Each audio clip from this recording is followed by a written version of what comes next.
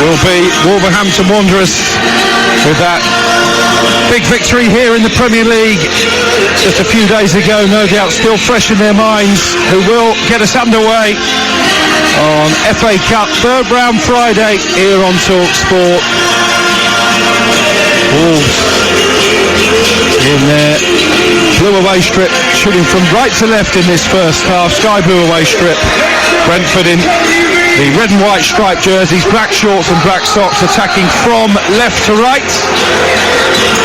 And just surveying the Bees line-up. Dean, are we seeing Keane Lewis-Potter in a wing-back role as expected? We are off and underway here on TalkSport 2. I think Keane Lewis-Potter has started over on that left-hand side. Yeah, absolutely. I think he's versatile. He can play right through the middle as a central striker. He can play out wide and clearly can play as a wing-back. And he's not going to play as a defensive wing-back, is he? He's going to probably stay very, very high. And Rusleff on this right-hand side, I think he'll tuck right in. Well, it's an early free kick here for Brentford. Neil Maupay, who is no stranger to going down theatrically, is just holding his face, and that was a high boot actually from Pablo Sarabia. Free kick for Brentford midway inside the Wolves half of the pitch. Wolves defending the end of the ground where the 2.5 travelling fans from Molineux are situated. And Maupay, Dean Ashton, not yet back on his feet.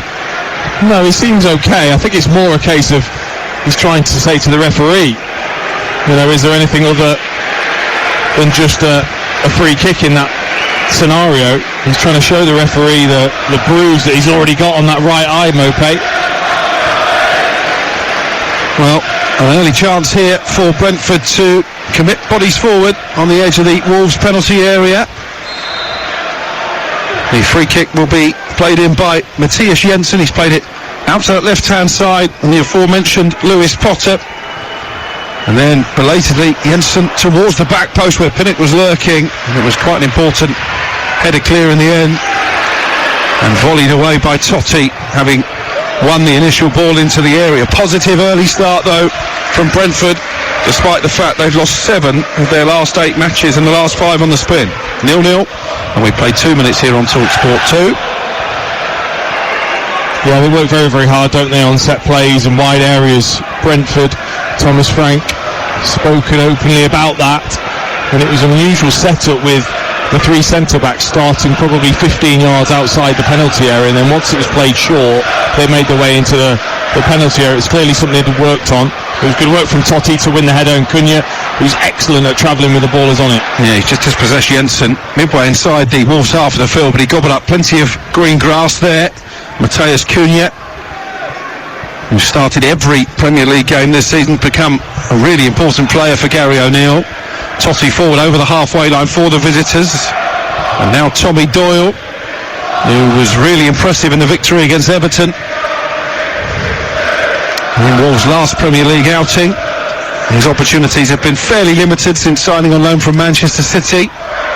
His last goal, in fact, Doyle, was in this competition. It was a memorable one to earn Sheffield United a place in last season's semi-final. That long-ranger against Blackburn in an all-championship quarter-final. Here come Wolves attacking on the left-hand side with Bellegarde. Sliding tackle though by Pinnock stops his progress, and he's back now inside the Brentford penalty area with the score still 0-0 here on TalkSport 2. Jensen takes a bit of a chance because there are plenty of blue shirts inside the 18-yard box. He knocked the ball back to Strakosha, the goalkeeper, but Brentford have smuggled it clear to the halfway line. Then across comes Doyle and concede to throw. Well, it was a key feature to the win here for Wolves when they came here, is they pressed the back line of Brentford. Obviously without Tony and Mbeumo and Visser, it's not as easy for them just to hit that ball forward. They have to try and play out, and Wolves are looking for that. Scored a couple of goals from mistakes. Collins in particular had a poor evening. Nathan Collins coming up against the club. He departed in a £23 million transfer in the summer. Again, they've gone back to the goalkeeper Strakosha here, the Albanian, making only his second appearance of the campaign. Flecken, the regular number 1, not even on the bench tonight for Brentford, as Thomas Frank, hands in pockets, watches on just below us here at the GTEC Community Stadium. Not an empty seat in the house. Under the floodlights on this Friday evening on TalkSport 2, we play 5 minutes, it's still 0-0. Matthias Jensen being put under pressure deep inside his own half by João Gomez, but manages to pick out Zanka, playing on the right-hand side of that back three. And coming forward now, down this near side, Brentford. But it's quickly won back by Santiago Bueno, and he goes back to the goalkeeper Jose Sarr, who kept a rare clean sheet in that victory against Everton, only his second of the season. And Sarr with a little dink out to the right-hand side, headed on by Semedo. Now Santiago Bueno will run it out from the back. Gomez out to that right-hand side. They've used the ball well here, Wolves, but as I say that, it's run out play by Sarabia, and Brentford have a throw 15 yards inside their own half. It's still goalless. Very, very even start, isn't it, from the two sides? No real threat as yet. Might change here though. Mopé trying to roll the ball forward. De Silva have made the run in behind the Wolves defence, but Wolves quickly regain possession. It's Doyle who plays it across the box to Doherty, who is starting as the left wing back. We did debate that before kick-off as well. Would it be Semedo on that side? But Doherty has played there more often than not when he has been used this season in his second spell at the club. The Republic of Ireland international back at Molineux after stop-offs at Tottenham and Atletico Madrid. Was a brilliant servant, wasn't he, during his first spell, Dean Ashton? Well, and he was always a threat actually from that wide position, that full-back position. He always felt as, that's a big mistake. Given away on the edge of the area, and here's Cunha. Out comes the goalkeeper. He does just enough, and then it's lifted over his own crossbar by Pinnock. Strakosha to Brentford's rescue, and there were echoes there, Dean Ashton, of the first goal that Wolves scored in the Premier League meeting recently. They were caught playing their way out from the back. It was Strakosha who passed it straight to Cunha, and he just makes himself big and gets his body in the way. On this occasion the ball doesn't find the back of the net. Last time round Hwang Hee-chan did tuck home. Corner for Wolves, first of the game. 7 minutes gone. Brentford lucky to still be level at 0-0. In comes the corner, and the referee has spotted a foul on Zanka, and it will be a free kick for Brentford inside their own box. Well, it is massive release for Strakosha. Just a simple ball out. It's a horrible mistake. Cunha reads the pass out. He then nips himself past Norgard. It's one of those situations, Cunha, as if he's not expecting it. He's not ready for it. He takes a poor first touch, a poor second touch. Strakosha then narrows the angle. He flicks it against him, and then Zanka helps him out to whack it over the top. Cunha really should be putting Wolves 1-0 up. That was a massive mistake from the goalkeeper, especially in the form that Matheus Cunha has been in recent weeks. 4 goals in his last 9 appearances for Wolves, and already a big chance to put the visitors in front in this FA Cup third round tie. 0-0, and you're listening to TalkSport 2. Don't forget, over on TalkSport they are a little over half an hour away from kick-off. Spurs against Burnley from the new Tottenham Hotspur Stadium, and tomorrow game day begins with the tie of the round in many people's opinion. 12:30 kick-off at the Stadium of Light as Sunderland take on bitter rivals Newcastle. We've got another stoppage in play here. Christian Norgard is down, having been caught by a heavy challenge. And it was João Gomez, it's a red, who has been shown a straight red card. Wolverhampton Wanderers down to 10 men, and João Gomez is making that walk of shame. He looks a little bit perplexed by it. He's just talking to Totti, his teammate, and protesting his innocence. Well, Dean Ashton, we need to take a second look at that. Norgard is still down receiving treatment. On first viewing, I'm not convinced that was a severe enough tackle for a red card. Clearly nor is Sean Derry, Gary O'Neill's assistant, and he's actually just exchanging words with members of the Brentford backroom staff. What was your first reaction to that challenge? Well, I mean, because there was no reaction from the referee, Tony Harrington, he didn't produce a card straight away. He took his time, at least 30 seconds or so, and then all of a sudden the red cards come up. Is that because he's looked and seen possible injury to Norgard, where there clearly is an issue because Cunha, the opposition player, was waving to the medical staff to come on, so whether there is a serious injury to Norgard, and that has made the decision for the referee Tony Harrington a lot clearer. Well, we're watching a replay now. They're showing it on the big screens as well. I mean, that just isn't a red card, is it? No, look, he's ended up catching him on the ankle, but there's no malice at all. He's just trying to win the ball. It's not particularly high. Well, we had a VAR incident last night where Dominic Calvert-Lewin was shown a red card for a tackle that most of us agreed wasn't. Are we going to see VAR intervention here? Jared Gillett and Rebecca Welch, two of them, watching at Stockley Park. It's one of those where he's probably caught him on the Achilles. I'm just not sure that's quite strong enough for a red. Again, you know, if you're talking about has he endangered an opponent, well, clearly, because Norgard is having to come off and being helped off, he's obviously got a serious ankle issue. Was there any malice at all from João Gomes? No, but that doesn't matter. If in the eye of the referee and the VAR they deem that it's serious foul play and has endangered opponent, then it's going to be a red card. And bearing in mind that Calvert-Lewin was sent off last night, this one will not be overturned, you would imagine. Well, it's a sad end to the evening for Christian Norgard. He is being helped off by two members of the Brentford medical team. He can't put any weight on that right ankle. Brentford, who are already missing a number of key players, could have done without that. Vitaly Janel, as a result of it, is on far sooner than he'd have expected, but no VAR intervention, and this, Dean Ashton, changes the whole dynamic of the evening, because Wolverhampton Wanderers are going to have to play 80 minutes with 10 men. Oh, absolutely. It's going to be a huge task for them now to get through this game. They've obviously kept that back five. They've now just got three in front, with Sarabia going slightly deeper, and Cunha is just a lone striker on his own up there. But I just always think when the referee takes that long to actually make a decision, he's not convinced. And also he maybe looks at the player and whether he's, you know, genuinely injured, which he was. Does that affect the decision? Should that affect the decision? You wonder if sometimes you can make a challenge and just be very, very unlucky in the way that, in the manner that you catch a player, that they get injured. It doesn't mean that you nastily, forcefully go in with your studs high. Maybe the best example of that was it maybe even the season before last. Do you remember the challenge between Son and Andre Gomes at Goodison Park? Andre Gomes suffered a serious injury. Son was sent off. I'm pretty sure that red card was later rescinded, wasn't it?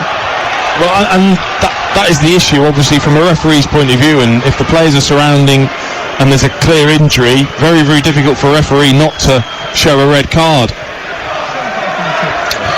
As we welcome listeners from Talk Sport, we've had quite a dramatic opening to this game. It's still Brentford 0, Wolves 0, but Wolverhampton Wanderers already are down to 10 men. João Gomes shown a straight red card for a challenge that left Christian Norgard having to be helped off the pitch by two physios.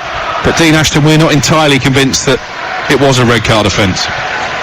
Well, I think it's difficult. João Gomes has gone to step in to try and win the ball. His foot's very, very low. It's not particularly high. His studs aren't showing. It's not in an aggressive manner. It's not very forceful.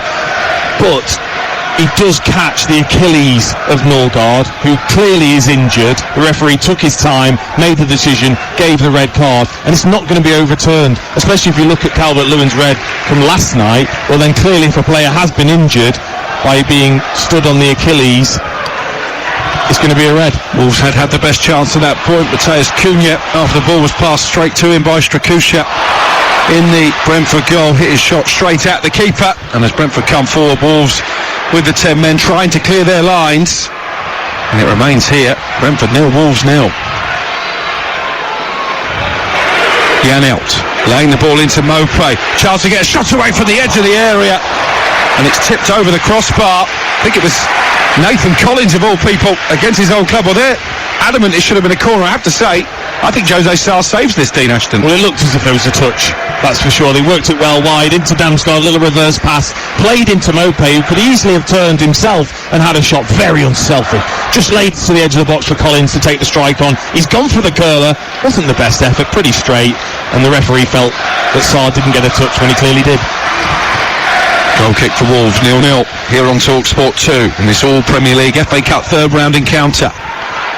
But you would imagine that with the 10 men, Wolves are going to have to soak up a fair amount of pressure, and that doesn't help. Santiago Bueno, the Uruguayan, slicing his clearance straight into touch, and Brentford have a throw deep inside the visitors' half of the field away to our right. Well, it's not going to change necessarily the defensive line a huge amount, because Bellegarde can sit into midfield happily to do that. Sarabia will help out. It's just whether one of those centre-backs for Brentford does get given the licence to go and join the attack, or when it's wide, do they get in the box?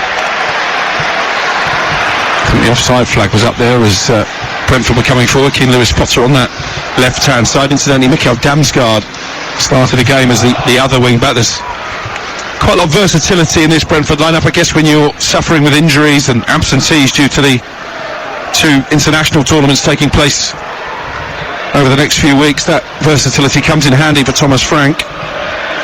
He's a player, Damsgaard, that when Brentford signed him, I thought that's a really good signing. When I've watched him for Denmark, he's been an outstanding player. You remember his goal against England, but he's not really hit the levels that I expected yet here at Brentford for a player that's as talented as he is. Brentford 0, Wolves 0. He's coming forward again, but Wolverhampton Wanderers defending manfully. It's pretty much a rigid back five now, camped on the edge of their own penalty area, but they've got an awful lot of time to defend. Here is Damsgaard into the box looking for Mopé in the centre. Couple of scuffed clearances away, and Collins, who's been booed by the Wolves fans, picks it up 20 yards from goal. Zanka out to this right hand side, and De Silva, who cuts in his left foot and scoots away from the challenge of Bellegarde. He keeps possession well. He's back out to Zanka on this right hand side, and as you would expect, they've got a man over every time here. Following that João Gomez red card, Janelt, the substitute, finding Damsgaard on the edge of the area. Here's Roerslev, and Zanka with the opportunity to cross. Jensen had made a good run to the near post. The cross was towards Mopé, but well shielded by Kilman. Gary O'Neill frantically urging his Wolves players to get higher up the pitch. Dean Ashton doesn't want them sitting too deep. No, because what Brentford are very good at is working that ball into a crossing position and then overloading the box when midfielders make the run, which they're going to be able to freely do because of that extra player. Here's De Silva looking for Mopé again. It's cleared away this time by Bueno. Wolves could do with a period of the game with it keeping possession. Actually, Semedo bursting forward has picked out Cunha on the right hand side. Sarabia ahead of him. Cunha keeps going. Road runner that he is. The ball deflects behind off a Brentford defender, and he's done really well there, Matheus Cunha, to get his side up the pitch, as you said he's capable of doing, and winning Wolves their second corner. Yeah, he's going to be a vital player in this game, isn't he? And what I would say to him is, don't even really come into a defensive position. You stand right on the last defender, so when that ball is cleared, because of his pace, he could cause real problems for Brentford, with Wolves counter-attacking with just one ball over the top. 18 minutes gone. Brentford 0, Wolves 0. Corner for the visitors. It's about to be swung in from that right-hand side. Towards the far post it goes. It's nodded down inside the area by Kilman. Trying to keep it alive here, Kilman. In the end, it's smuggled behind, and it will be another corner, will it? In fact, the assistant referee has decided there was a Wolves player in an offside position, and it will be a free kick for Brentford inside their own box. That wasn't a bad set-piece routine, was it? Not at all. They obviously congregated near the near post, played it to the far post for Kilman to head it back. It just didn't fall right for him on the second attempt. Here's Keane Lewis-Potter at the other end, looking for Mopé. Again, Kilman imperiously, the Wolves captain, wins it back for his team, and then it's launched upfield by Nelson Semedo, asking the ever-willing Cunha to chase it, but across comes Ethan Pinnock and heads it clear. And he wasn't in the right position there. He was 5 yards off Pinnock, so when that ball goes over his head, he's not going to win that. He's giving Pinnock 5 yards head start. That's Roerslev away from Doherty, makes his way towards the edge of the penalty area of Roerslev. He's got Jensen to his left. Jensen shifts the ball onto his right foot, 10 yards outside the box, drills it to this near side, and De Silva, red and white jerseys queuing up in the centre. De Silva taking on Doherty. Doherty slides in and prods the ball behind for Brentford's first corner of the evening. 0-0. Made a really positive start. Just De Silva back in the side, injured since August on this right hand side, just looking to beat Doherty for pace, which he did do, but the defender did really well just to poke a toe out, flick that behind. Well, Matthias Jensen is so dangerous from these set pieces. He is about to take the corner. Sean Derry The Wolves assistant manager out in front of us, trying to organise his team into their defensive shape. Roerslev from the short corner goes deep to the far post, and he's kept in play by Pinnock. And in the end, the goalkeeper, Jose Sarr, has to claw the ball into his gloves almost from underneath his own crossbar. It looked for all the world, Dean Ashton, as if that one was sailing deep and into the crowd. Well, I thought that was out, and I just wonder whether the officials haven't done anything, because Sarr just got hold of that and patted it down. Wolves are playing a risky game here, trying to play their way out from the back. In the end, Doyle, the youngster, goes long, and it's over the head of his manager Gary O'Neill, and out for a Brentford throw. Gary O'Neill still chirping away in the ear of the fourth official, Keith Stroud. It'll be fascinating to see what he has to say about that red card for João Gomez with only 10 minutes on the clock. Wolves down to 10 men, but at the moment they are keeping Brentford at bay. 0-0 the score. You're listening to TalkSport 2 on this Friday evening FA Cup third round weekend. So many live commentaries on the network. We started last night with that ball draw, Crystal Palace against Everton. Those two will have to do it all again. As I mentioned a couple of times already, Spurs about to get underway against Burnley over on TalkSport. Here's De Silva towards the Wolves penalty area. Collins well forward, just knocks it a few yards ahead of him to Jensen. Mopé coming outside the box to pick up possession, and then it's dinked towards the far post and headed down by Damsgaard. Totti was in the right time to clear, but didn't get much distance on that clearance. Back into the box towards Mopé with his back to goal. Squeezes the ball out to the left-hand side, and Lewis Potter. And it was Semedo in the end who came across and knocks the ball out for a Brentford throw. When that ball is wide for Brentford, though, the ball in has to be perfect. They're physically so much weaker than the Wolves' defence. Kilman, Bueno and Totti just bullying Mopé. Lewis Potter, when he gets in there, and also Jensen, are just physically not strong enough to win anything unless the ball is absolutely perfect. Maybe they have to work it even harder to the byline and cut it back. There's De Silva, great for Brentford to have him back fully fit and back in the starting lineup. Can't get on the end of the ball from Damsgaard, but Damsgaard keeps it alive inside that penalty area, and then pirouettes away from Doherty out to the right, and Roerslev low cross all the way across the 6-yard line, came to Jensen at the far post. His shot blocked by Semedo. That was a really teasing ball from Mads Roerslev, and that's the type of ball that they need, is that one that's flashed across the 6-yard box, low, skidding off the surface, difficult to defend against. And in the end, actually, it was Semedo with a brilliant block, wasn't it? Second Brentford corner of the evening, 0-0, and we've reached the midway point of the first half here on TalkSport. Referee just delaying the kick being taken. Not entirely sure why. And now, belatedly, he has blown his whistle, and Jensen will deliver, but he takes it short over on that far side. Lewis Potter with a dangerous ball in. Good header away by Doherty on the edge of the 6-yard box, and picked up by De Silva in midfield, who'll go all the way back for Strakosha, the goalkeeper.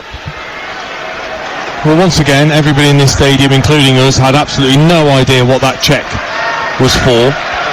Well, it didn't even come up on the television monitor, did it? No, it didn't, no. It just... Not working as it should, VAR. Well, and also that's not fair on the supporters that are here and pay good money to be here. Here's Mopé buzzing away at the front of that Bees attack, leading the press, and in the end they win a throw on the far side. There's a Wolves player down, so the referee is delaying the throw being taken quickly. Looked like a little bit of afters there. Tommy Doyle going over there with a decent tackle to start with, then he's gone in, and then he has. Was there a stamp there from Damsgaard? Is that worth a second look on VAR? Of course it is. Well, if there is a check, it's over pretty quickly. I mean, Tommy Doyle's got himself up and he's back into position. I promise you, I can't really see what the big difference is in those two challenges. I really can't. And that's the thing that Gary O'Neill, I'm sure, already will be looking at. Well, they've been on the end of more than their fair share of refereeing controversy, Wolves, over the course of the season. I think Gary O'Neill will feel decisions certainly haven't gone their way in these first 25 minutes. Gomez showed a straight red card that perplexed many of us inside the stadium, and I think Damsgaard's a lucky boy. As it is, it remains 0-0. But it isn't any different. Again, he's gone to get the ball, he's stepped across, he's stood right on the ankle of Tommy Doyle. Now, is it because Tommy Doyle isn't injured and having to leave the pitch? That shouldn't be the barometer, though, should it? It shouldn't, of course it shouldn't. That's Dean Ashton, former FA Cup finalist with West Ham back in the day. Here's De Silva, right corner of the penalty area, out to Rorislev, who's been lively on this near side as we look. And now Zanka, patiently here, Brentford trying to pick their way through the 10 men of Wolverhampton Wanderers. Still goalless on TalkSport 2. Keane Lewis Potter picks up possession over on the far side, drills the ball into the near post, and it's a Superman punch away by Sarr. Can Wolves counter here? Doyle with the ball out to this left-hand side, asking Bellegarde to chase, but the ball is out for a throw, and there's a very heated exchange going on between Thomas Frank, the Brentford manager, and his Wolves counterpart Gary O'Neill. Dean Ashton, what do you make of that? It's interesting. Well, there's a little sort of high five from the two after they've discussed the matters, I'm sure. I think when you look at both the characters of the two managers, I don't think there wouldn't have been anything overboard, but I'm pretty sure Gary O'Neill would be saying, well, look, you know, there wasn't any difference really in the challenge, but at the same time he's the type of character that would have hated to see a player injured. De Silva finds Jensen on the edge of the area. Jensen goes down under a challenge from Bellegarde, but no free kick, says the referee, and then Cunha's caught as he looks to go away in the counter. And again, there's a little altercation off the ball. Zanka involved this time. I think Cunha was frustrated that the potential counter-attack was stopped in its tracks. A yellow card has been shown. I think it was Damsgaard, was it, who made the challenge? Quite a cynical one. Again, difficult to know because there's 3 or 4 players around Cunha. He's so good at that, though, isn't he? Travelling with the ball. He's almost as quick with it as he is without it. I think it is Damsgaard that just caught him. It was Zanka, though, that then got involved. I think the yellow card has gone the way of Mikael Damsgaard. First Brentford bookie of the evening. 0-0 the score in driving rain now in West London. And it will be Jose Sarr, the Wolves goalkeeper, all in yellow tonight, who takes this free kick and launches it out to the left-hand side. And he's chested down by Doherty. He got a bit lucky there, Doherty, because the ball cannoned off Cunha. But the flag was up on the far side anyway, and Brentford have a free kick in their right-back position. And now Thomas Frank is getting very animated. Considering not much has happened, there's been quite a lot to talk about, bizarrely. Yeah. I mean, by way of chances, it's really just the Cunha shot, isn't it? Well, because this game has got VAR, that's why. And whenever there is a game with VAR, we know that there can be controversies. I'll tell you what, it's absolutely torrential now, the rainfall in and around the GTEC Community Stadium. Here's Cunha, who has started well for Wolves in his opening 28 minutes. He tries to chip it forward, looking for Sarabia, the goalkeeper. Strakosha at a good starting position, comes out to the edge of the area and collects safely enough. And that was so much better, though, from Wolves. They actually played that out to Cunha. When they do have the ball, they cannot just whack it. They have to try and find at least that first pass into a Wolves' feet and then look to play off. If they just whack it, I think the Brentford centre-backs will mop up pretty easily. Here's Zanka. Thomas Frank asking for more from his side. Brentford on this long losing run. Big opportunity against the 10 men to end that and book their place in round 4. They were beaten at this stage last season. Live on TalkSport 2 by West Ham in the London derby. Keane Lewis Potter, left corner of the penalty area, into Collins, who still being cheered by those travelling Wolves fans.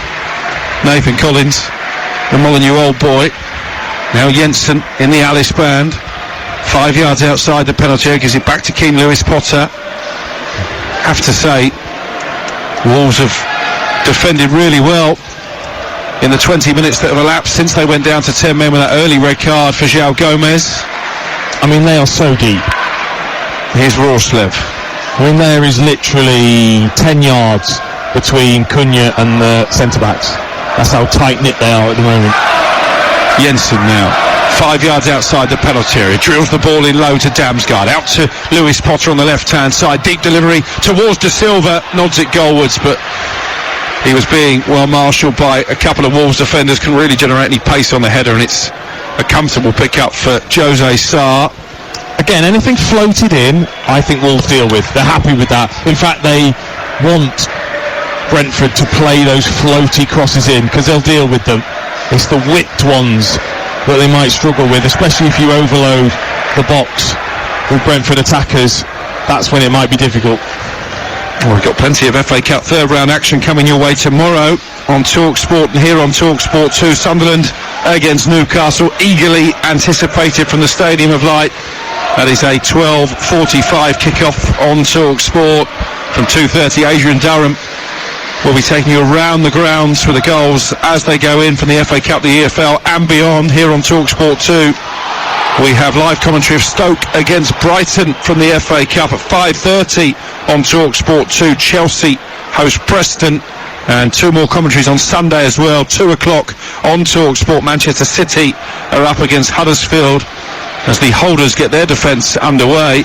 And at 4:30, this is live and exclusive to National Radio, Arsenal against Liverpool over on TalkSport. Monday night, we round off third round weekend with Wigan against Manchester United in the FA Cup. That's an 8:15 kick-off on TalkSport. They can't stop winning, Manchester United. That'll be routine, I'm sure. 31 minutes gone here. It's Brentford 0, 10-man Wolves 0. Doyle in possession for the visitors. Pokes the ball out to the left-hand side for Totti. The Wolves fans behind the goal, urging their team forward. Doherty in the pink footwear, back to Totti. And for once it's Brentford who have everybody in red and white back behind the ball. I think Thomas Frank will be a bit disappointed they haven't made more so far of the numerical advantage in terms of clear goal-scoring chances. Well, the fact that Jose Sarr hasn't had to make a save yet, I think says everything about, first of all, how well Wolves have defended with 10 players. But you're right, have Brentford really moved it quick enough? Have they overloaded the box enough? Have they tried to get it down to the byline and cut that ball back? Probably the best ball of the game was Ruslev whipping that in behind the centre-backs. They haven't done that enough. Is that a sign of a lack of confidence given the poor run they're on coming into this game? Well, and also, you know, they haven't got the players on the pitch right now that will win a header in the box from a half-decent cross. It has to be perfect for a Mopé or a Damsgaard to get on the end of it. And that's the big issue. It's very difficult to do that. Here's De Silva running at Doherty, coming in field. Janelt, the substitute, prods it forward again to De Silva. He's got room to turn on the edge of the area. Can he shift it onto his left foot? De Silva plays it into the area. Jensen linking up with Mopé. His shot's blocked. Then Jensen on the follow-up has made a complete hash of it and slices the left foot effort wide. They did almost pick their way through, but once again the end product was lacking. And it came from Josh De Silva again. Lovely little swivel. Chinked as if he was going to hit it with his left, and then a lovely clever pass into Jensen. First time to Mopé, who's bang on the penalty spot. He takes a decent first touch, Mopé, but he was crowded out so quickly. Gilman and Bueno just blocking the shot. He then fell to Jensen. It was a wild swipe. He's not in control. He wasn't balanced with his left foot and just slices it horribly wide. It's a big chance. Wolverhampton Wanderers 4 times FA Cup winners, most recently in 1960. They were semi-finalists a few seasons ago under Nuno Espirito Santo. 2-0 up in the semi-final at Wembley, lost 3-2 to Watford in what turned out to be a painful afternoon for their supporters. Bearing in mind they're relatively safe in mid-table in the Premier League, and Gary O'Neill will be hoping for another prolonged run. Of course, those hopes severely dented by the 10th minute sending off of João Gomez for a challenge on Christian Norgard in this game. He'll be pretty pleased though, won't he? O'Neill, we've been talking about Thomas Frank frustrated. I think Gary O'Neill will have enjoyed the endeavours of his team, certainly from a defensive point of view. He'll be incredibly pleased. You know, he knows it's going to be difficult. You know, it's a sort of time of the season where you almost want to give players a rest. Well, actually, it's going to be a proper physical shift that his players are going to have to put in. And of course, he'll be thinking, especially probably once he gets in at half-time and looks at the two challenges, both from Gomez and from Damsgaard, he'll be saying, well, once again, we've come off second in terms of decisions. Yeah, because we've just seen another couple of replays of that incident, and Dean Ashton bang on as always. There's very little to choose between the two challenges. One results in a straight red card, the other Well, seemingly not even a VAR review. And that's the inconsistency that managers up and down the Premier League have complained about all season long. What's unbelievable is it's not even as if there was a check, like a go and look at it. Yeah. Here's Cunha trying to slalom his way in between the three Brentford centre-backs, but they usher it back to their goalkeeper, Strakosha, and he fires it into the sodden skyline above the GTEC Community Stadium. A very chilly evening now as well. 0-0 the score on TalkSport 2. We've got 10 minutes to play until half-time.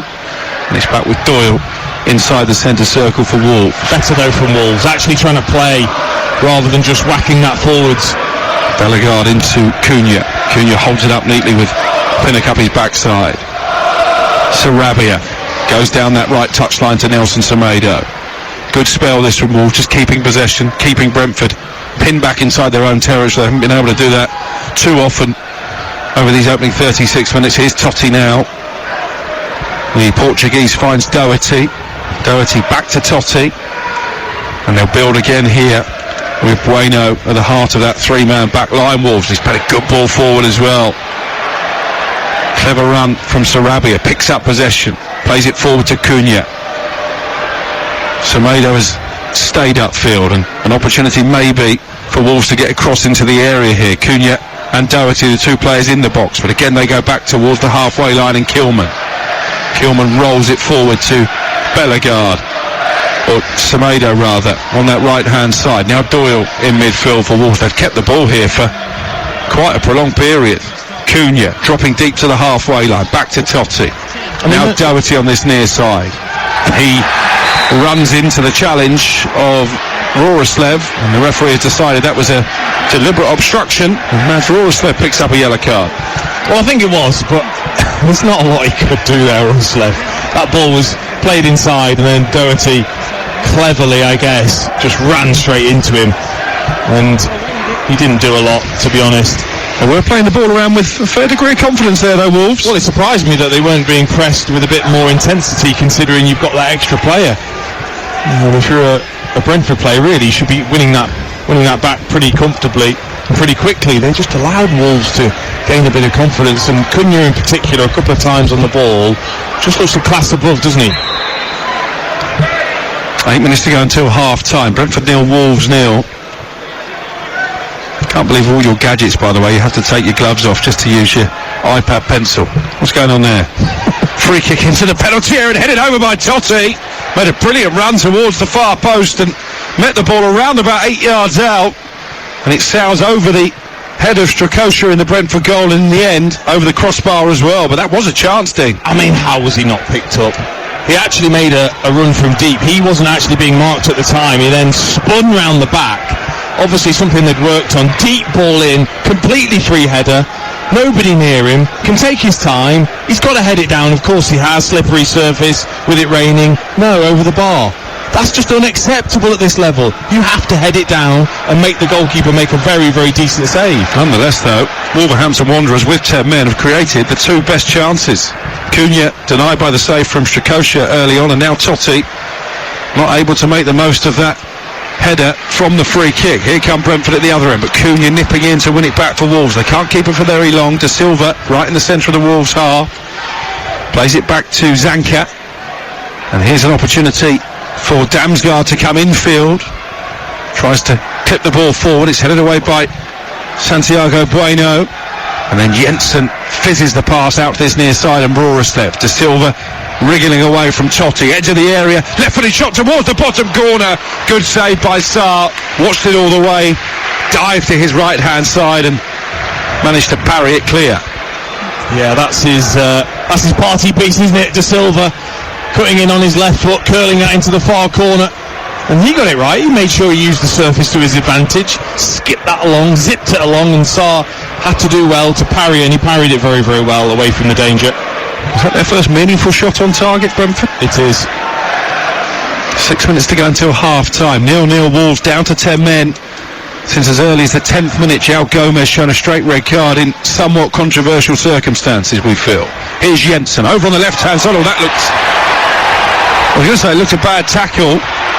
They were claiming it was a dive behind the goal. The referee belatedly has awarded the free kick. I certainly think Jensen made the most of it as the challenge came in from Sarabia. Does he need to do the little jump over him? No, look, it is a foul. Sarabia's dived in and caught him, but as so often we see, the attacker stepping across, knowing they're going to get challenged, knowing they're going to take a whack, and then he's jumped over the top quite theatrically. It is a free kick. But he was trying, in my view, to make sure the Wolves player got a booking as well. Referee didn't fall for that, and it is just the free kick, but in a very dangerous position here, 2 yards outside the penalty area, level with the penalty spot on that left-hand side. Jensen stands over the ball. He might just roll this to the edge of the box where Roroslev has got quite a bit of space to address it. There are plenty of red and white jerseys inside the 6-yard box as well, and he's fired it in there, Jensen, and it comes from Mopé, and Brentford lead. Neil Mopé fires in from 6 yards out. It was a wicked delivery from Jensen's free kick. The Wolves defence never looked comfortable in dealing with, and Neil Mopé scores his 3rd goal of the season to lift some of the gloom around the G-Tech. It is Brentford 1, Wolves 0. Oh, and if there's a player that needed a goal, it's him, Neil Mopé. He's not had his scoring boots on for a couple of seasons now, but he comes alive in the box, and he just waited. He didn't get involved in all the big brutes that were going for the header. He just waited. He just surveyed the area and thought, where's this going to land? It landed right at his feet. He took his time. There was so many Wolves players in front of him, but he just spotted a little gap with his left foot, arced it in with the outside of his left foot into the far corner, flashed it past all the players and the goalkeeper for Brentford 1-0. It's a classy finish for Mopé. Emphatic from the Frenchman. 1-0 to the referee, saying the Wolverhampton Wanderers fans, but Brentford had the breakthrough goal. And you have to say, Dean Ashton, with the 10 men, it looks a difficult task now for Wolves. Well, it's not like they've created many clear-cut chances. But I have to say, considering maybe the lack of confidence for Mopé, took that brilliantly. And he took his time, he didn't rush it, he just waited for it to be at the perfect height for that left foot to be pulled back and strike, and caught it lovely into that far corner. And you're right, it's going to be difficult for Wolves. Of course, they've got to be patient. They can't just think, right, we're going to go forward and get an equaliser. It's still probably going to be a counter-attack. Ball play forward to Wolves, to Silva. I think he's a bit frustrated. He allowed it to skip under his studs and is collected by Jose Sarr on the edge of the area. Brentford in front here, 3 minutes to go until half-time. You're listening to TalkSport 2. Fulham have taken the lead against Rotherham. Bobby Decordova-Reid with a fine finish, and they're about to kick off over on TalkSport. Tottenham against Burnley. The 3rd of 4 all Premier League ties this weekend, all 4 of them live on the TalkSport network. We started with Palace 0, Everton 0 last night. Brentford leading Wolves 1-0 here. Spurs Burnley about to get underway, and on Sunday, live and exclusive to national radio, Arsenal against Liverpool as 2 of the title chasers go head-to-head in the FA Cup.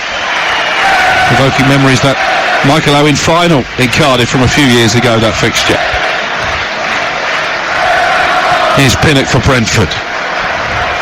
Thomas Frank's men in such need of a victory. Well, they are, and they'll be, after that second goal, they'll want a cushion, that's for sure, because they know that Wolves will pose a threat with Cunha and Bellegarde on the break. Sarabia. Here's to Silva, making his way into the penalty area. The pass is too heavy for Damsgaard, and De Silva kicks out in frustration with himself. It's going to be a goal kick for Wolves. Yeah, I've been impressed with him, considering he's missed a lot of football. De Silva, he's been the brightest player, he's been most creative.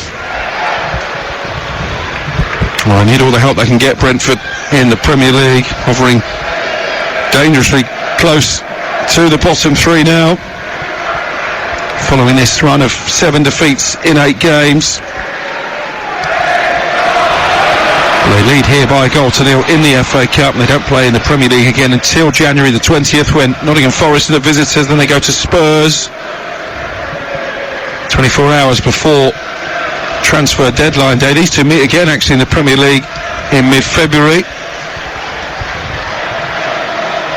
You would expect when they get players back, Ivan Toney, the big one of course, that they should, Dean Ashton, have too much quality to get seriously embroiled in the relegation scrap. Well, it's going to be fascinating, isn't it, to see just where Ivan Toney's at, you know, what he has done sort of behind closed doors in terms of training, in terms of matches. Is he absolutely ready and sharp when he comes back? You'd expect him to start, wouldn't you? And that, when the Premier League starts again against Nottingham Forest. Into the last 20 seconds of the first half here on Talk Sport 2. Brentford 1, 10-man Wolves 0. Collins driving to the edge of the area. Lays the ball off to Keane Lewis Potter on the far side. He's back with Damsgaard now, and De Silva on the edge of the box, twisting one way and then the other. He goes down, asking for a penalty. He's absolutely adamant that he was swept off his feet. The referee at the moment is not interested, and Mateus Cunha has robbed Zanka on this near side. Not got too many Wolves players up in support as we move into 4 added minutes at the end of the first half. In the end, Cunha goes down just by sheer weight of numbers, I think, forcing him off the ball, and Brentford have it back now with Janelt. Yeah, but it takes 2 of them to stop him. He just seems to glide along, Cunha. But De Silva felt that was a penalty. I thought he went down a little bit easy, as if the ball had just stretched away from him, and then he was trying to win the penalty rather than it genuinely being a contact to force him to the floor. Adrian Durham correcting me, by the way, pointing out that Michael Owen final was 23 years ago. Time flies when you're having fun. Here's De Silva, who played one of the 4 added minutes. It's Brentford 1, Wolves 0. That did look like a foul on Mope, who again theatrically goes to ground and is being urged to his feet by Sarabia. But he's going to have to be careful, Pablo Sarabia, because he has given away a couple of fouls now. And this is a free kick, Dean Ashton, within shooting range for Brentford. Yeah, I mean, he just sticks the leg out, doesn't he? And Mope says, thank you very much. I'll get a nice touch on that leg and over I'll go. But this is going to happen, isn't it? When you've got a player less, you tend, as you get tired and fatigued, and you know, you tend to dive in and you're desperately trying to help your side defensively. You are going to give free kicks away. So nervous moments for the 10-man of Wolves in stoppage time at the end of the first half. There are a cluster of 4 or 5 Brentford players still over the ball. I think it will be Matthias Jensen looking for potentially his 5th goal of the season.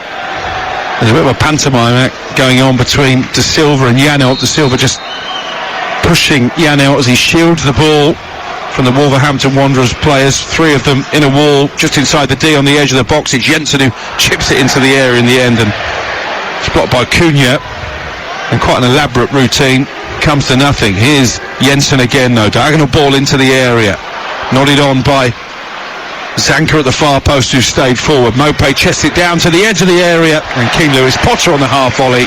It's wide, and it will be a goal kick for Wolves, with Brentford leading by a goal to 0, and only about 90 seconds of stoppage time to play. Dean Ashton. Yeah, I like that thinking from Lewis Potter, because it was chested back to him from Mope, and rather than at a difficult height, he just lifted it for himself to then try and volley it at a more comfortable height. Just dragged it wide as Wolves defenders jumped in front of him.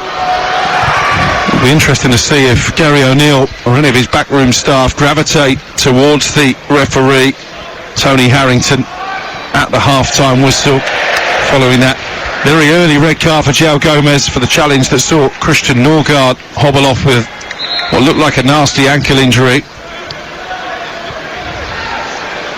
Meanwhile, Wolves have a throw-in the last minute of the first half. The last of 4 added on. In fact, the throw-in is Brentford's, but they weren't in any particular hurry to take it. That's why Mateus Cunha came across to get the ball back.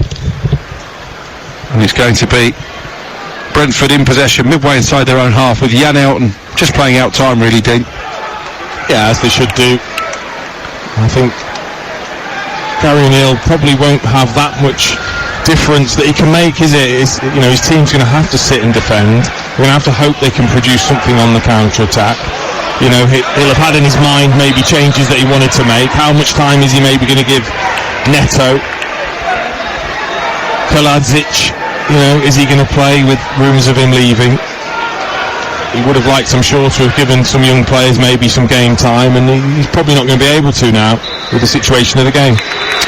Well, there's the half-time whistle. Well, we are back off and underway in the second half. Brentford in their red and white striped shirts, black shorts and black socks, shooting from right to left. Wolverhampton Wanderers, all in blue, attacking the goal away to our right. No changes for the visitors, as we mentioned, but Miles Peart-Harris has come on for Brentford, making his 4th appearance of the season. Played 5 games on loan, or scored 5 goals, I should say, on loan at Forest Green last season, as Keane Lewis Potter picks up possession down by the left corner flag. And his cross is blocked by Semedo, and Lewis Potter just trying to usher it behind for a corner, but Semedo stretches a long right leg and keeps it in play. And then Lewis Potter, in trying to retrieve possession, has fouled Bellegarde, and Wolves have a free kick on the edge of their own box. What would Gary O'Neill's half-time message have been, Dean Ashton? It would be to be as solid as they were defensively, but also can we add a little bit more when we have the ball? Can we be a little bit more progressive? Can we get Cunha on the edge of being onside and offside on that back line? Because his pace, he will be too quick for that Brentford back line, but they've got to get him in the right positions. Peart-Harris came on for Mads Roreslev. That was the change that Thomas Frank made at half-time. Totti under pressure from the substitute, heads it back to his goalkeeper Sarr. Yeah, slight change certainly for De Silva, who's now gone as a sort of right wing back. So you've got 2 very attacking players as your wing backs, Lewis Potter on the left, De Silva on the right. And maybe it's just a case of if there was a slight issue for Roreslev, or maybe Thomas Frank really did want to give Peart-Harris an opportunity in this game and always felt that was going to happen. Yeah, so Brentford now with Strakosha in goal, a back 3 of Zanka, Pinnock and Collins. De Silva and Lewis Potter are the wing backs. Jensen, Janelt and Damsgaard across midfield. Mopé and Peart-Harris in attack in front of a crowd of 16,818 here this evening. Wolves unchanged. Sarr the goalkeeper, Kilman, Bueno and Totti in front of him. Semedo and Doherty in the wing back positions. Doyle, Sarabia and Bellegarde in midfield, and Matheus Cunha is the lone striker. 1-0 Brentford lead. We've played 2.5 minutes of the second half. The ball scooped forward by Lewis Potter looking for Matthias Jensen. He felt a nudge in the back from Kilman, but referee says to play on, and then the flag is up for an offside anyway, and Wolves have another free kick deep inside their own territory. And Pedro Neto has been sent out to warm up early in the second half. Yeah, I think it won't be that long before he's given some game time. They've really missed him. I mean, only a couple of players in the Premier League have got more assists than Neto, and considering he's been out for as long as he has been, just shows what an electric start he had at the start of the season. He's one of those, if he does have a strong second half of the season, you could see one of the big clubs, I know Arsenal or Emirates maybe coming in the summer. Gary O'Neill admitting in the build-up to this game that Wolves still treading very carefully when it comes to the Premier League profit and sustainability rules. Doesn't expect to have too much money to spend. We know that Sasa Kalajdzic, who broke that story on TalkSport earlier, is likely to join Frankfurt in the Bundesliga on loan, assuming that Wolves can sign a replacement. Kalajdzic is on the bench tonight, but you wouldn't necessarily expect him to come on and risk that move. Wolves coming forward here now, and the ball scooped over the top by Sarabia, right in front of Strakosha, and you have to say that is a big opportunity for Wolverhampton Wanderers to get themselves on level terms. It came from a throw on the far side. The Brentford defence switched off momentarily. Doherty with a low ball to the near post, and Sarabia maybe just overthought the finish, Dean Ashton, tried to lift it over the goalkeeper from point blank range, and in the end he chips it well wide. Oh, it's brilliant from Doherty though. Really bright play, quick throw in. Brentford come forward though. Here's Jensen, rolls it out to De Silva in the right wing position. De Silva running at Doherty into the penalty area, laying it off to Damsgaard, who shoots, and it's straight into the arms of the goalkeeper Sarr.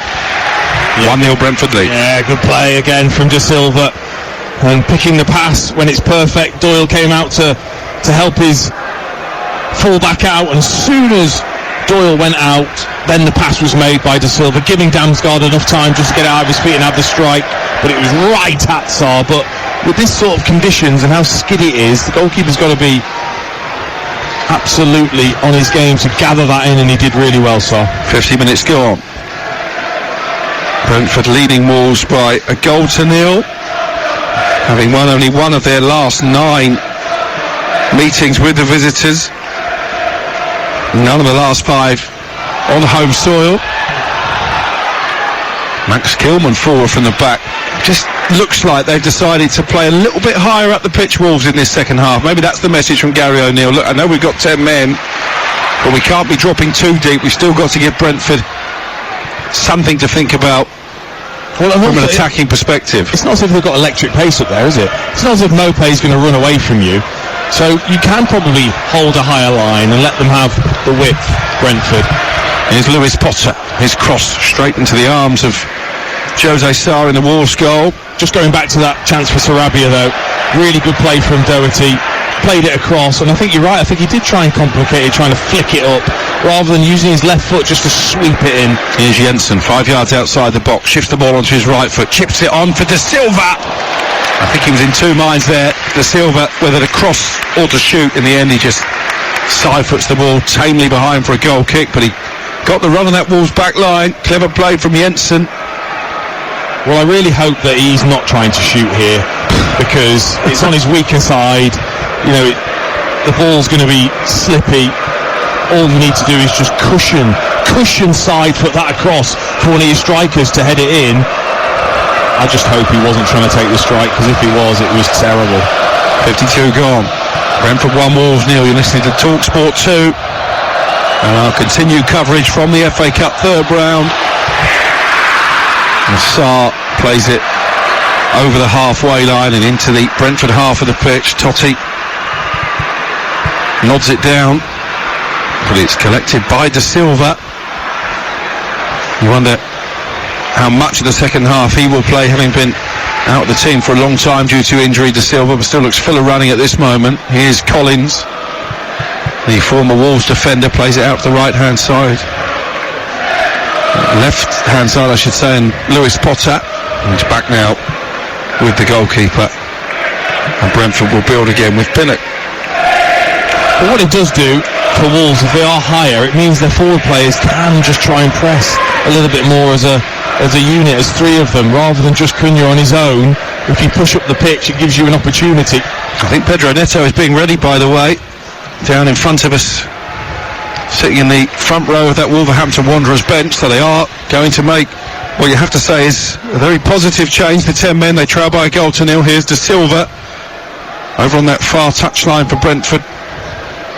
Just lays off the ball to Jan Elton, gets it back again over on the far side. Then a attempt at a cross is a pretty wayward one in the end, and it will be a goal kick for Wolves. And here comes Pedro Neto. As Dean Ashton said, still very high in terms of Premier League assists, despite the fact he's not played a lot of football recently. Neto, who started the season in sparkling form, 7 assists and a goal in the Premier League, came on as a substitute against Everton, a 3-0 win in Wolves' last Premier League game. Hadn't played since the end of October before that, injured at home to Newcastle. Certainly he will add an injection of pace, Pedro Neto, and it's Pablo Sarabia who is making way. Yeah, no surprise. You know, he was struggling defensively, wasn't he, towards the end of that second half. Sarabia had his opportunity there at the start of this one, just flicking over. But this player is quality, Neto. They've really missed him through his injuries. It's taken him a while, it seems. It's taken Sarabia a while to get off the pitch. He knows his team are 1-0 down in the FA Cup, does he? Honestly, put a jog on, son. Doesn't look particularly happy, Sarabia, that he's being replaced. And that'll probably be why. Does get a handshake from Gary O'Neill, his manager. 10 minutes gone in the second half. Wolves trailing here 1-0. And their away record has been suspect this season. Wolves unbeaten in their last 8 games at Molineux, only won 2 of their last 9 on their travels, including that big win here in the Premier League just 10 days ago. Here's Pedro Neto straight into the action, controls the ball beautifully on his chest down by the right corner flag. Little back heel for Semedo, who's made the overlapping run, and his cross to the near post is hooked away by Janelt. But some encouragement for those gold-shirted Wolves fans behind the goal. Yeah, it took him a while to warm up, didn't it, Neto? All of about 3.4 seconds. Ball came across, lovely chest down, clever little back heel into Semedo's path, Here is Semedo, takes the throw in, finds Neto down by the corner flag. Neto trying to bamboozle his marker with nifty footwear, then he jumped over the ball in front of Keane Lewis Potter, but it had gone out and it will be a goal kick. But he looks like a player keen to make up for lost time, Pedro Neto, maybe keen to catch the eye of one or two of those big clubs between now and the end of the transfer window as well. I'm not sure the ball did go out, did it? I'm not sure either. It looked like it was still there. Lovely bit of skill though, wasn't it, from Neto? The old flip-flap didn't quite come off, but confident start, isn't it? Is that the official terminology? Flip-flap? Apparently. Lewis Potter cutting in from the left-hand side onto his right foot, being urged to shoot by the Brentford fans. Was he bundled over inside the D on the edge of the box by Bellegarde, right in front of the referee? Free kick for Brentford. Positive play by Lewis Potter. Maybe could have got the shot away quicker, but he's won a free kick in a very promising position. I just thought Bellegarde did well though. I didn't think he genuinely committed, and he didn't. It was just about Lewis Potter. He was waiting just to get Bellegarde in the right position. As soon as he felt any contact, he went down. It's not a foul. He has just won this. Once again, it's where the player, the attacker, as I should know, steps into the defender to create the contact. There's a huge difference. Was that a Dean Ashton party trick? Always. Doesn't even try and deny it. I'll tell you what, Gary O'Neill will be very unhappy if this leads to a second Brentford goal. Free kick just inside the D, very central on the edge of that penalty area, away to our left-hand side. 4 Brentford players stood around the ball. Jose Sarr just organising what will be a 3-man wall. It's quite a big wall as well. All 3 centre-backs, Kilman, Bueno and Totti, part of it. And the moment Jose Sarr is almost sat down on his near post. Well, I always think, who's got the finesse from this position? Oh, there's a shot. Mopé getting involved with Jose, with a goalkeeper here. Well, echoes of Emi Martinez against Neil Mopé, which was a real comedy moment. I don't know why he's over there, because Jose Sarr's obviously just trying to line the wall up, and I think Mopé has gone to try and stand in front of him to stop him lining it up, which is just ridiculous. And all he's done is cause delay and confusion. That might just play into Brentford's hands. I think it will be Keane Lewis Potter when the free kick is eventually taken. Jose Sarr in conversation with the referee, just pointing out that Neil Mopé was getting a bit too close and personal. Well, that's what he's doing. He's standing in front of the goalkeeper. Well, that's not illegal though, is it? As long as he's 10 yards away. Mopé chipping away, chirping away in the ear of Jose Sarr. They've had a lot of time here, Brentford, to work out what they want to do with the free kick. And now he comes back onside, Mopé. His work is done. Jose Sarr has just taken a step towards his right-hand post. The wall is shielding the left side of the goal. It will be Lewis Potter who strikes it right-footed. The wall did its job. I think it was Totti who might have taken one full in the face there, but the ball rebounds away and it's all the way back with Thomas Strakosha. I always think those ones that are really close to the edge of the box, it always reminds me of Azola. You know, that it needs that finesse. It needs maybe just a one-step flick over the top. He was the master at it. Here's Bert Harris for Brentford. Out to Lewis Potter on the left-hand side. Now Jensen being urged to shoot by the Brentford fans. Checks back on his left foot instead, then chips it towards the far post, but to nobody in particular. And it's chested back to the goalkeeper, Sarr, by Doherty. Still 1-0 to Brentford here against the 10 men. Fulham leading at half-time against Rotherham by a goal to 0. It's Spurs 0, Burnley 0. That game half an hour old, and he's live over on Talk Sport right now as Kilman scoops his clearance into the Wolves dugout down below us. Looks like another Brentford change in the offing. I can see some activity down on the Bees bench just to our left-hand side. And it may well be another of the youngsters, Michael Olakigbe, who will be coming on. This tie isn't over yet though, Dean Ashton, particularly with the added guile and the penetration of Neto. As long as it stays 1-0, even with 10 men, Gary O'Neill will feel his chance, have an opportunity to salvage it.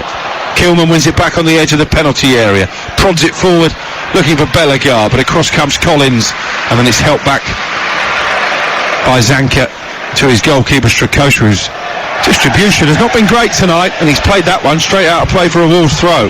No, he's not particularly comfortable. It's good work from Cunha just to chase him down and make him have to play that first time, and he played it right between Zanka and De Silva. But it's how much of a risk do you take if you're Wolves, and when do you take that risk? Do you try and hold out until the last 10 minutes and then have a real good go? Right now with Jose Sarr all in yellow, the Wolves goalkeeper away to our left, long punt upfield from him. Collins there in front of Neto, his former teammate. Semedo can only hook the ball out of play, and it will be a Brentford throw midway inside their own half. We played 61 minutes, it's still Brentford 1, 10-man Wolves 0. It's a key feature of Thomas Frank's Brentford team is that they don't tend to take a strike on hopefully. You know, they really work on the percentages of the angles of the cross when you have bodies in the box, something they work incredibly hard on. And so therefore they do maybe pass up chances to shoot. Here's Wolves on their counter. Yeah, Cunha leading the charge, 4-on-4 momentarily. Neto to his right, Neto into the penalty area. Cunha continued his run. Neto tried to slide it forward, but it's blocked away by Collins and out for a throw. They were just a bit short-handed there, Brentford defensively, and they're going to make a change. I wondered how long Josh De Silva on his return from injury would last. Well, off he goes, and on comes Michael Olakigbe, the 19-year-old England under-20 international. De Silva getting a warm ovation from the Brentford fans. He was certainly one of their brightest performers in the first half, Dean Ashton. He was brilliant, and you can just see he sort of ran out of fitness, really, and they won't want to take too many chances with him. So Olakigbe given a chance. I saw him come on at Sheffield United. He looked bright, he looked lively, young player that's desperate to make an impression. Wolves have a throw, trailing by a goal to nil here on TalkSport 2. Alex Crook and Dean Ashton, your commentary team. Nelson Semedo to take that throw in. Bellegarde chests it down, and he's wrestling with Keane Lewis Potter, and he's managed to win inside a corner. Very industrious there from the Frenchman Bellegarde, signed as a replacement for Mateus Nunes after his big money move to Manchester City in the summer. And these could be crucial moments for Wolves. Set plays, especially with Neto now on the pitch, his delivery normally excellent. Can we make the most of one of these? So Neto with the left-footed delivery from the right-hand side, and it's headed away at the near post by Pinnock, and Neto hoping that it will just spoon back out for another corner. It does so. Bellegarde's come short, belatedly spotted by Damsgaard. It wasn't the best of deliveries by Neto first time around, but he's going to get another chance here. Does go short, in fact, to Bellegarde. Rolls it back to Neto, and Neto on the edge of the area finds Doyle. Doyle with a left-footed strike into the top corner. Well, he doesn't do tap-ins, and Tommy Doyle has opened his Wolves account in emphatic fashion here. Left-footed arrow shot into the top corner. He celebrates with the Wolverhampton Wanderers fans, and the 10 men are back in this FA Cup tie, back on terms. It is Brentford 1, Wolves 1. Oh, that is special. What a special strike this is from Tommy Doyle. He's got so much ability in both feet, which is why he's so comfortable. He went as if it was going to be the right, tucked it back onto his left, and absolutely arrows it into the top corner. It's absolutely sumptuous from Tommy Doyle. It's his first. It was brilliant. It's his first goal, Doyle, since that wonder strike in the FA Cup quarter-final last season. And Wolverhampton Wanderers, against the odds, have got back on level terms. 65 gone, Brentford 1, Wolves 1. Game on now, Dean Ashton. Stunning, wasn't it? Stunning, and that's what they'll be after. Obviously Neto has come on. You thought they were going to take the corner. They took it short, worked it to the edge of the area. Sometimes those sort of goals are just undefendable. It's just such a wonderful strike from Doyle. The way he struck it is past Strakosha before he even really sees the flight of it. He dived, I think, just to save face. It was past him. And all of a sudden, it's those Wolves fans Away to our right in that far corner, who are making the majority of the noise inside the G-Tech. Brentford 1, Wolves 1 on TalkSport 2, and already a contender for goal of this third round.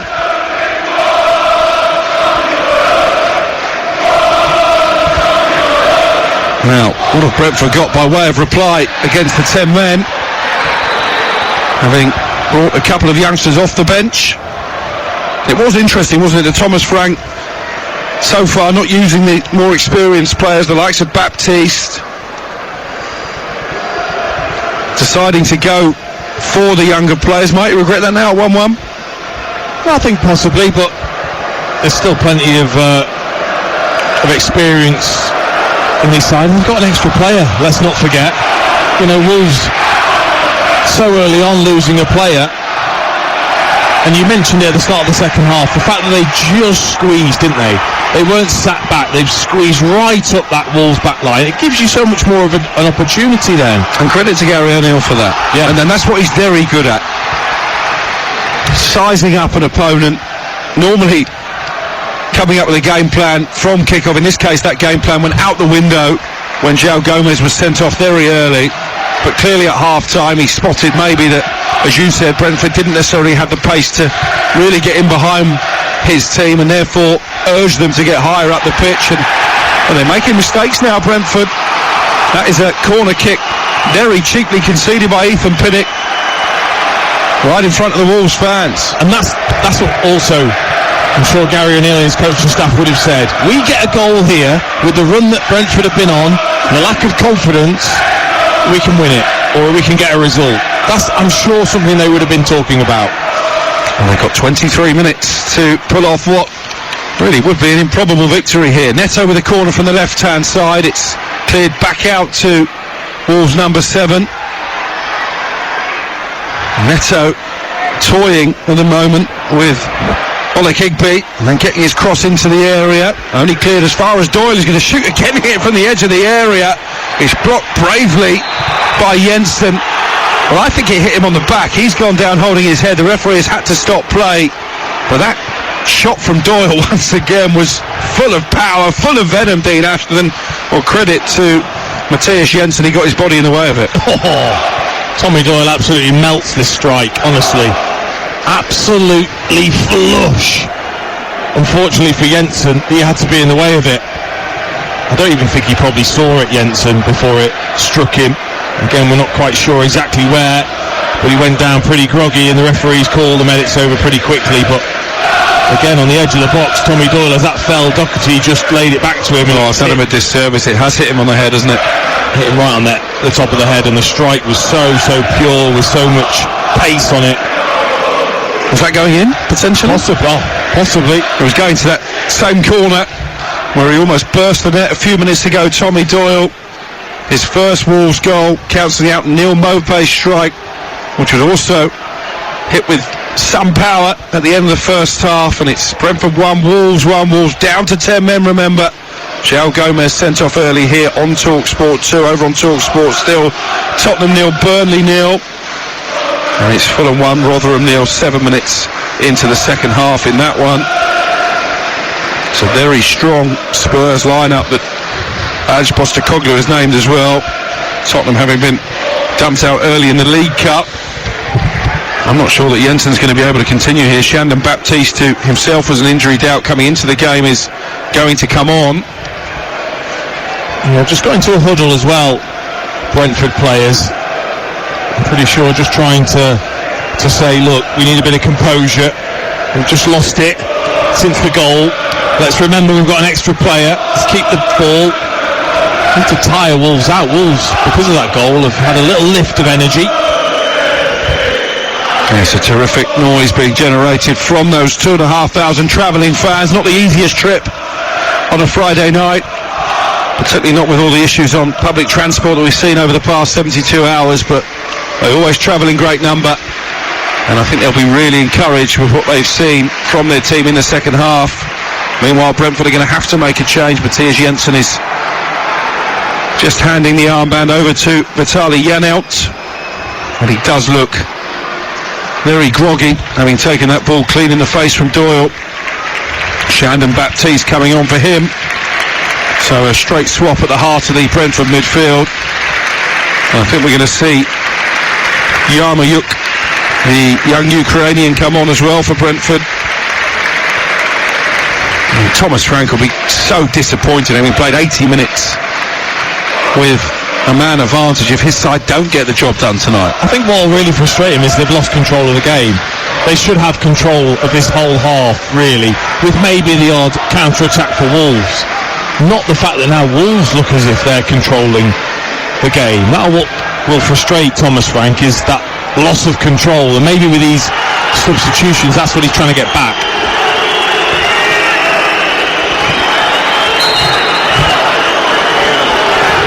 Well, they're going to start the game a man like Brentford because the substitutions haven't been made, and I think it's because there's an issue with the electronic board, is it? Well, also I think maybe because the ball is technically still in play, isn't it, with the referee just dropping it. Correct. It's probably the reason why they then have to wait until it properly goes out. Thomas Frank's still got his arms out as if to say, what's going on? Yeah.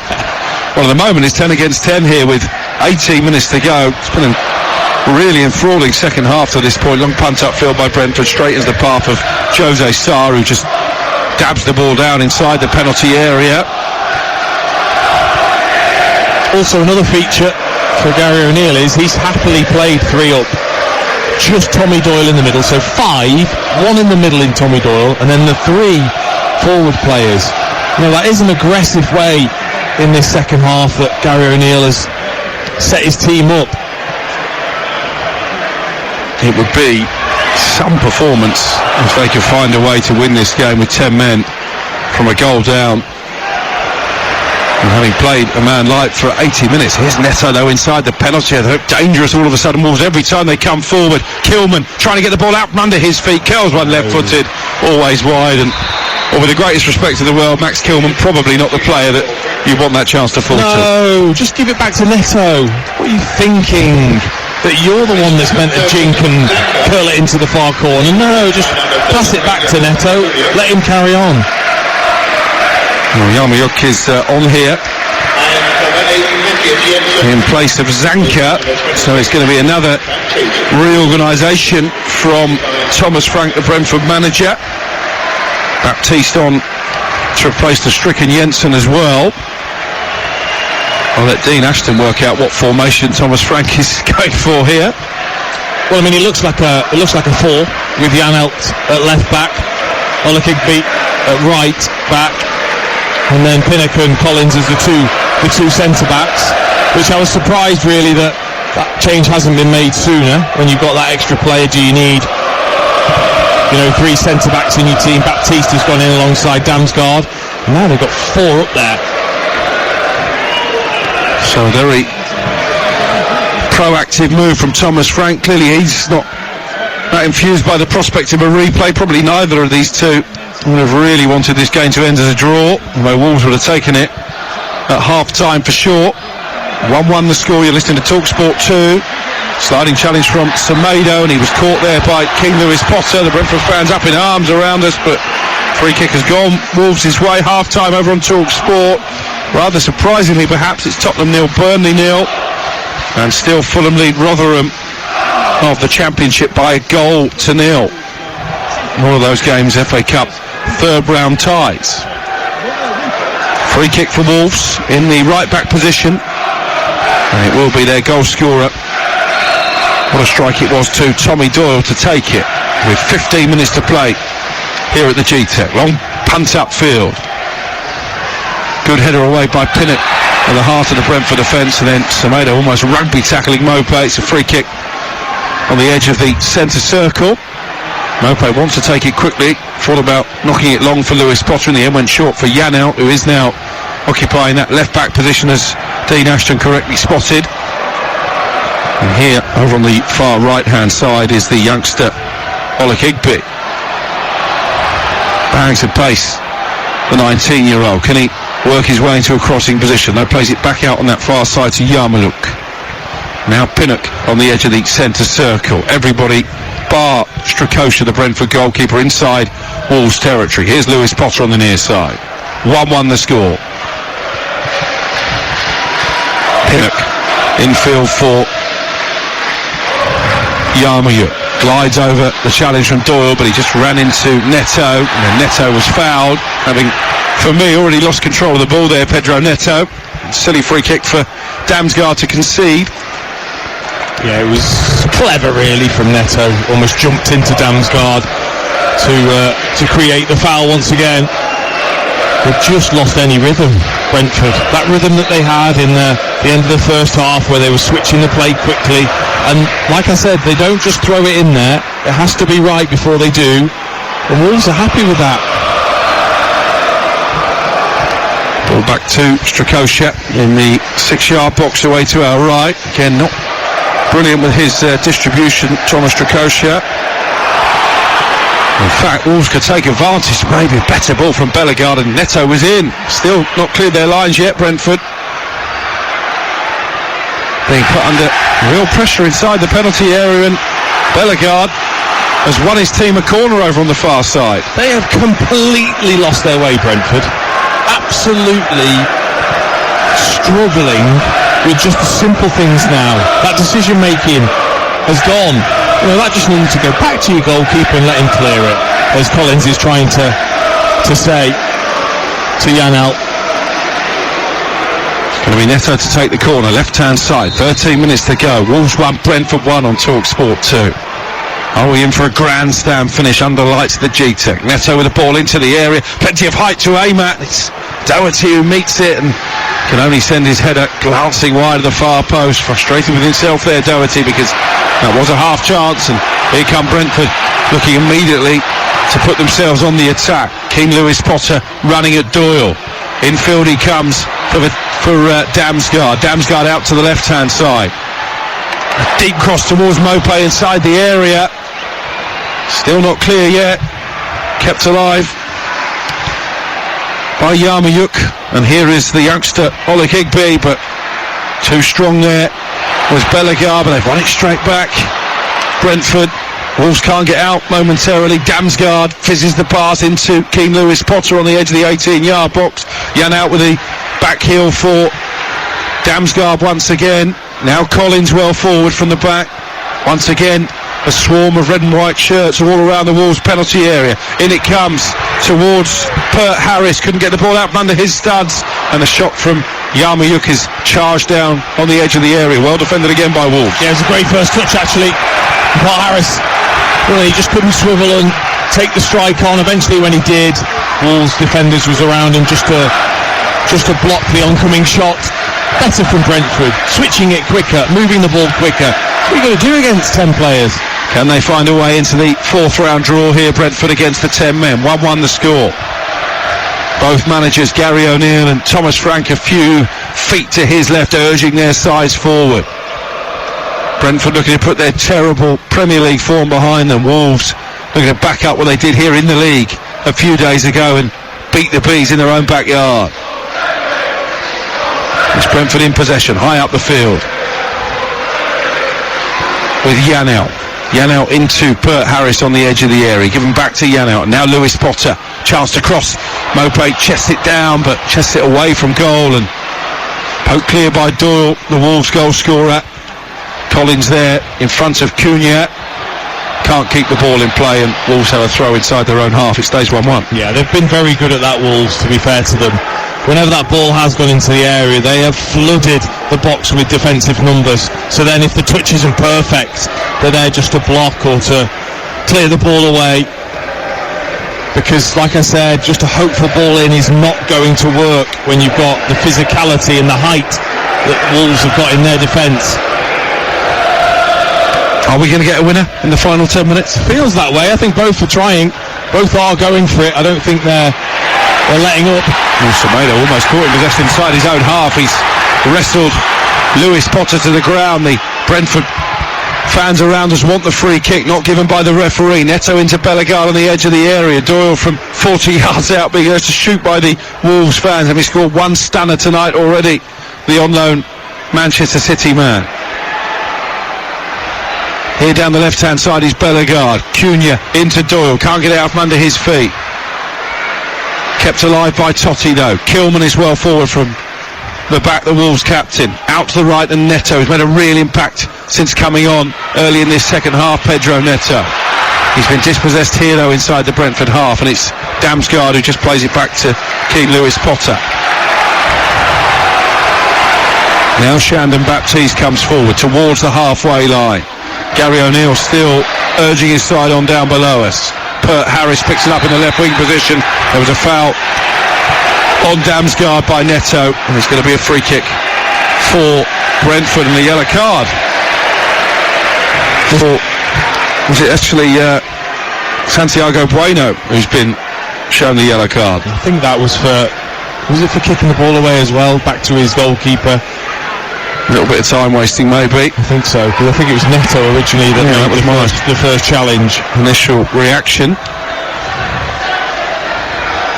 Well, once again, Brentford with a chance to load up the edge of the penalty area. Free kick taken short by Pinnock. Janel plays it down this near side to Lewis Potter. He's running at Semedo. Back to Vitaly Janelt. And now Pinnock, 30 yards from goal. Switches the play out to Collins on the right-hand side. Here is Yarmachuk with a deep delivery to the far post towards Lewis Potter. It was an important header away by Semedo, who just had the aerial advantage there over King Lewis Potter, but they're still coming forward. Brentford in search of this late winner. Damsgaard into Lewis Potter, trying to find Mope inside the area, and it isn't a convincing clearance away by Doherty, but it is picked up only inside the centre circle by Pinnock, and he has to swivel and play it back to his goalkeeper Strakosha. 8 minutes to play, 1-1 on TalkSport 2. That's better though. You've just got to keep the pressure on constantly. You know, as soon as that ball goes out, get hold of it quickly, switch it back out again, and constantly keep the pressure on. Bombard the box with crosses if you need to, and then follow up for those ones that are headed out, and that's where your opportunity is going to be. Wolverhampton Wanderers in fine form coming into this game, winning each of their last 3 in the Premier League. In fact, they've taken 25 points from the last 15 matches, that after losing 4 of their first 5 games this season. When there were 1 or 2 question marks about the appointment of Gary O'Neill, those doubters certainly have been silenced, and I think there'll be silence as well, Dean, by the way that his team have dug in tonight with 10 men for so long, but found a way to get themselves back into the game. I think they've been brilliant, considering the early setback, the way they've set themselves up to be really, really hard to break down. You know, the fact that they've only allowed 3 shots on target from Brentford's point of view, I think says everything about how well they've defended their own box. There's still a bit of defending to do though. 7 minutes to play. King Lewis Potter down the left-hand side, infield for Damsgaard, trying to slide it forward. Lewis Potter picks it up inside the area. Janelt with a clever cross towards the far post. They were queuing up in red and white, but again Wolves defended the territory well. And the sliding challenge to win it back over on that far side is from Cunha again. How hard has he worked, Mateus Cunha? Yeah, he's had to. They all have, and they've needed to. It was a decent ball from Janelt. They're going each other's way. Well, a kick beat at the back post. I think they're going to be grateful, Wolves, for this winter break in the Premier League. Although if it ends 1-1 tonight, there will be an extra game for them to contend with before the month is out. Here's Keane Lewis Potter into Janelt on the edge of the area. Time running out for Brentford against the 10 men of Wolves to win this cup tie. Lewis Potter, left-hand side. Forward it goes to Damsgaard. He's got some space inside the penalty area. He cuts the cross back. Oh, and he's been steered wide. What an opportunity that was. After the shot initially that I think was mishit by Shandon Baptiste. And I think it was Pert Harris in there. Didn't know a great deal about it from 8 yards out, and he's just putting it wide, Dean Ashton. Yeah, it's a really good run from Damsgaard, just off the back of Semedo, and then he cuts the ball back to Baptiste. It's a horrible strike. He really bobbles it, and it's going very, very wide. He does the right thing, Per Harris. He just sticks out a leg, just trying to deflect it in towards the goal. Put too much on it and put it wide. It's half a chance, but really, Baptiste, that was the chance. He needed to strike that much better. Only 5 minutes of normal time to play.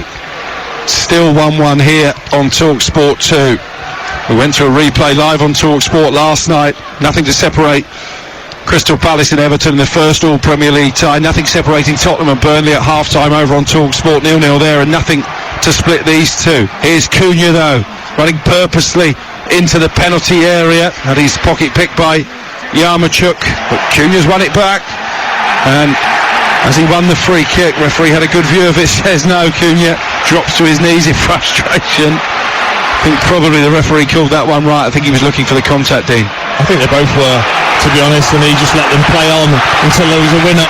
Here's Janelt strolling forward over the halfway line. Opportunity again for Brentford to get bodies inside that penalty area. Mopé trying to hold it up on the edge of the box, but he's got plenty of Wolves shirts around him. Damsgaard into Janelt. Here is Mopé, 22 yards out. Forward he goes. An opportunity to cross towards the far post. Oh, brilliant save by the goalkeeper, and the rebound is wide. King Lewis Potter with the initial effort that was saved by Sarr, and it was Damsgaard on the follow-up, and he couldn't turn it home. I mean, it's a brilliant chance for Lewis Potter at the back post. I don't know why, but he doesn't look convinced with his own header. He doesn't go at it with any force. He just kind of lets it hit his head, so the power's not there. Sarr can save with his feet, and then he can thank his defenders for getting in the way of the rebound. It's a decent save though from Sarr, but nowhere near enough power from Lewis Potter with the header. Just didn't look convinced, and sometimes when that ball's coming over a defender, do you really fancy it if it's going to end up you cracking heads maybe with the defender? But you've got to go for it, you've got to put the power into it. Might that be the last big opportunity that Brentford get to win the game? How much will Wolves be indebted to their goalkeeper Jose Sarr come the full-time whistle? 1-1 it stays. Brentford now looking the more likely to win the tie tonight and avoid the prospect of a replay at Molineux. Here's Neto though on the counter-attack. He's in behind Damsgaard and he's running at Pinnock and he's into the penalty area. Only Bellegarde up in support. Pinnock prods it behind, and I think in the end Neto, with the lack of Wolves players around him, was content to settle for the corner. Yeah, he wanted to play that in, didn't he, with his right foot. It was only Bellegarde that managed to get up into support, so he thought, I'll check back. Little touch from Pinnock, and actually it's a really good situation again for Wolves from a set play. It's their fifth corner. The goal came from a corner on this same right hand side, a short corner routine. Doyle with a brilliant finish from outside the area to get them back on terms and cancel out Neil Mopé's first half opener. Here's Bellegarde. They picked out Doyle again. Doyle in towards Bellegarde this time, opted not to shoot, and Brentford smuggle it clear, and here they come on the counter-attack. Olakigbe, to the frustration of the Brentford supporters, just delayed getting the ball forward, and Wolves have got plenty of bodies back now. Here's Shandon Baptiste. Into the last 2 minutes we go. Bert Harris forward to Mopé. Mopé on the edge of the area to shoot, instead finds Damsgaard. Damsgaard trying to work the ball into a shooting position, but he's crowded out of it by Semedo. Wolves working tirelessly again here. It's Janelt with a cross to the far post, but Harris was there, and it's headed behind by Doherty for a Brentford corner in the 89th minute of the G-Tech. Yeah, they are looking fatigued, aren't they, Wolves? But again, if you float that cross up, they'll deal with it. Short corner taken on the far side.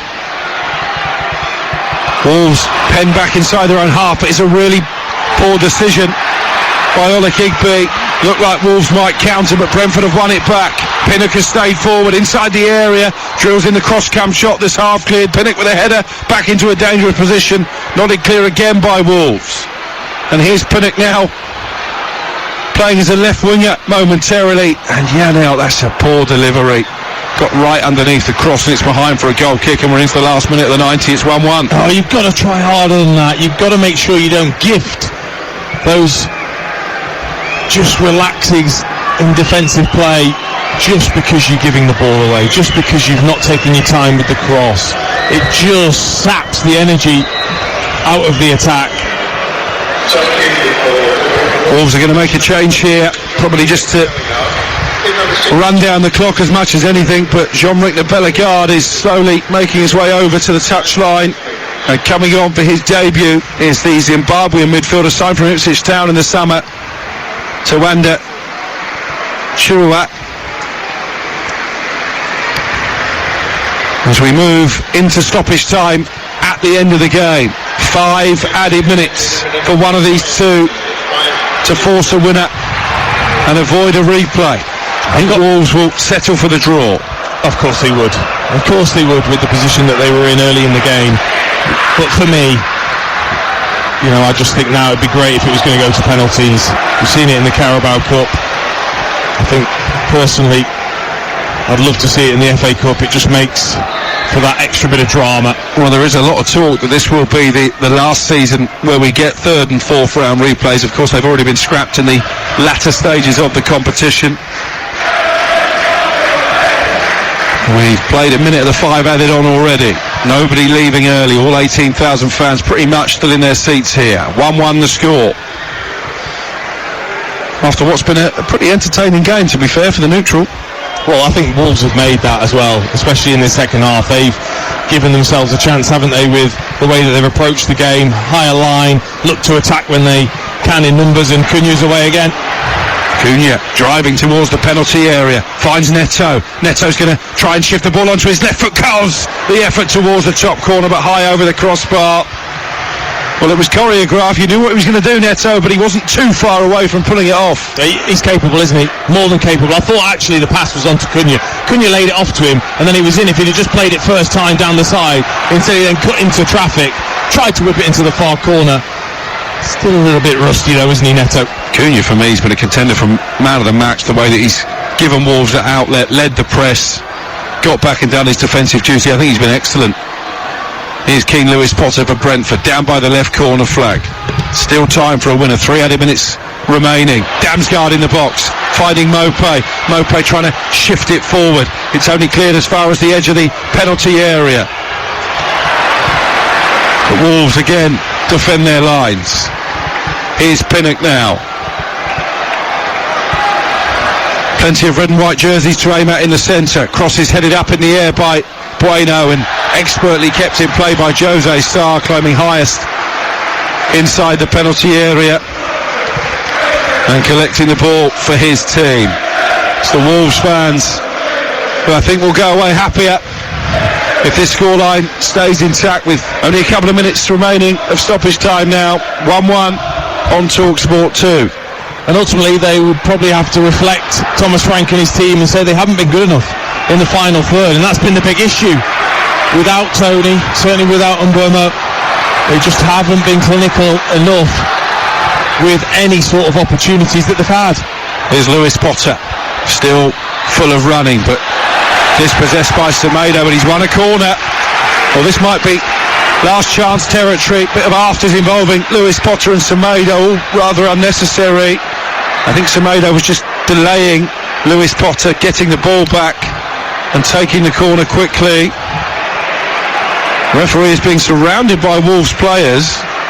Jose Sarr has come a long way out of his area to get involved. What do you make of all this, Dean Ashton? Ridiculous as always with these players, honestly. There was nothing really in it at all. It was just, he stopped him getting the ball, but by the way, there's multi-ball, so you don't even need to worry about that ball. Well, the yellow card is out. But then everyone piles in, don't they? Have to get involved. Neto's trying to get the referee to look and check the VAR for hands round the throat. Neil Mopé, surprise, is right at the heart of it.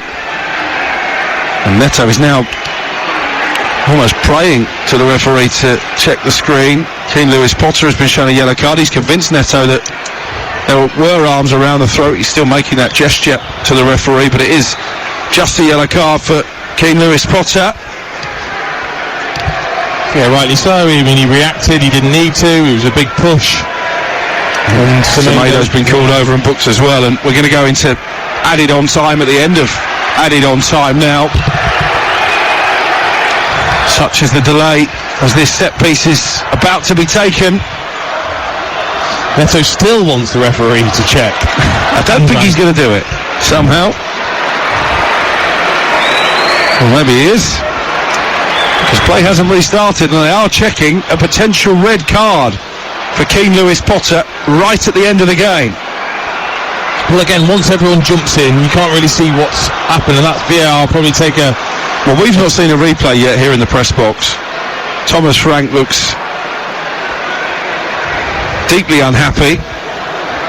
And still the referee, Tony Harrington, is not going to allow play to restart, and still he's got Neto chuntering away in front of him. Well, I thought Lewis Potter just did the push and then people got involved.